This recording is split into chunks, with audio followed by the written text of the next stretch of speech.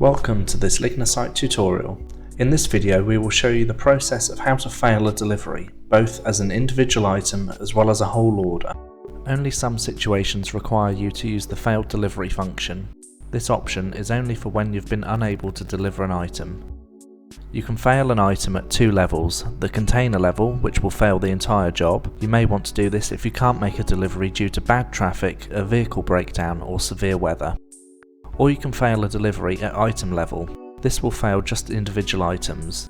You might want to use this if the customer doesn't want an item anymore, or if all items are damaged. In this scenario we've completed our journey and we're at the delivery site ready to unload our items. However, upon arrival the customer has said that they no longer want the pallets. As we won't be able to deliver these items, they will have to be recorded as a failed delivery. So, like our other deliveries, from the main menu we'll go into the Deliver tab and access the Job View screen. We will then open the order to begin the delivery process. Now from this screen we can fail the delivery right away by pressing the Job Fail button.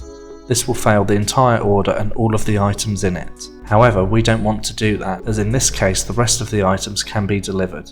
For this scenario, we will fail the order at an item level, as it's only the pallets that the customer doesn't want. We can then pass the rest of the order as normal, assuming that there are no damages or defects. So to do this, we can go into the delivery, tap on the container order, and then tap the item button at the bottom of the screen. This will then bring up the item list of the delivery, and we can select the pallets and then press Fail Selected. Like with a partial delivery, the FlexiPod system will ask for a reason for failing the order. In this example, it's item delivery failed. Like all deliveries, this will prompt a signature from the customer. Clear the name in the Names field at the top of the screen and enter in the customer's name. Then hand over the device for them to sign. Confirm this by pressing OK and Next. If for any reason you have to fail a delivery and you cannot get a signature from the customer, then just type in null in the customer's name and just draw a cross or leave the section blank where the signature would go, and then continue.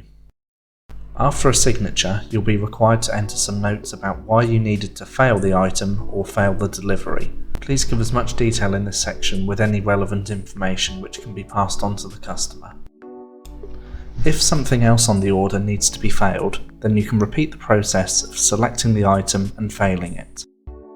If, however, everything else on the order is okay, you can then pass the remaining items and continue as usual. In this case, we can pass the other items on the manifest by clicking on the line and then tapping Go. Again, enter the customer's name, get them to sign as proof of delivery and take a photo of the items. You can then complete the depot return and the end of trip procedures as normal. That's all you need to know about recording a failed delivery on FlexiPod.